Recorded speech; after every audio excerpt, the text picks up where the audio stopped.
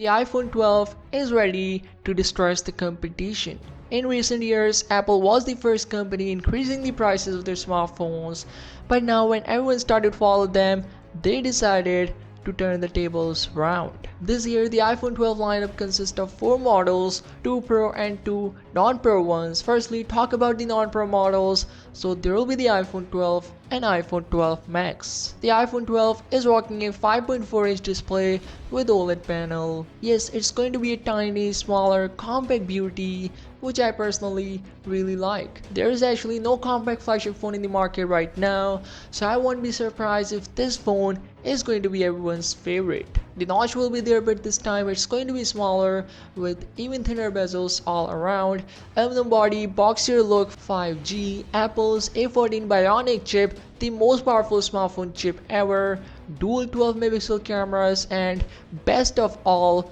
$649 starting price. Also, this year Apple is finally dropping the 64GB variant, meaning all iPhone models will be having a 128GB as a base storage. So Apple is seriously killing the competition, and I'm pretty damn sure that this iPhone will break the records when it comes to sales. Now, if the 5.4-inch screen is too small for your hands, then there is also a 6.1-inch iPhone 12 Max, the big brother of the iPhone 12 and belongs to the same non-Pro family. With this iPhone 12 Max, you will be getting a 6.1-inch PoE/LG display instead of Samsung display. Apple's A14 chip is going to be inside it with the starting price of $749. And of course, it's rocking a bigger display, so bigger battery will also be there as well. Now, both of these iPhones will look very similar. Both have smaller notches, slimmer bezels, 5G, boxier design, dual 12 megapixel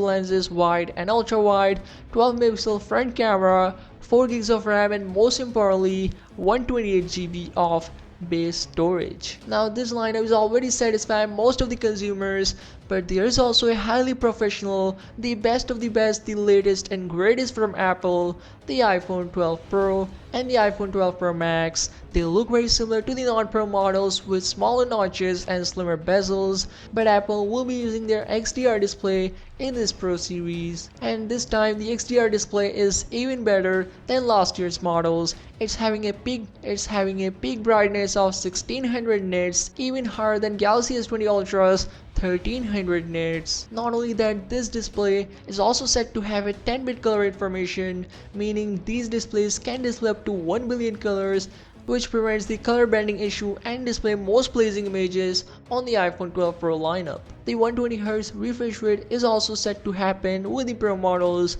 but it might actually be disabled on launch. Right now, 120Hz isn't perfected yet, and Apple engineers are trying to make it, but if it's indeed not perfected, then we won't see 120Hz with this year's iPhone. Under the hood, there will be Apple's A14 chip, actually both flavors of 5G, sub-6 and millimeter wave. On the back of the Pro models, there will be 3 cameras this time, 12 megapixel telephoto lens with 3x optical zoom, 12 megapixel newer main sensor. Apple actually tested out the 64 megapixel main sensor, but they were not happy with the results, so still sticking with 12 megapixel resolution and 12 megapixel ultra wide angle lens. There is also going to be 3D LiDAR scanner, which will change the game of AR and VR. And lastly, the pricing is on point. $1,000 for the iPhone 12 Pro and $1,100 for the iPhone 12 Pro Max. I'm honestly really surprised by this strategy of Apple.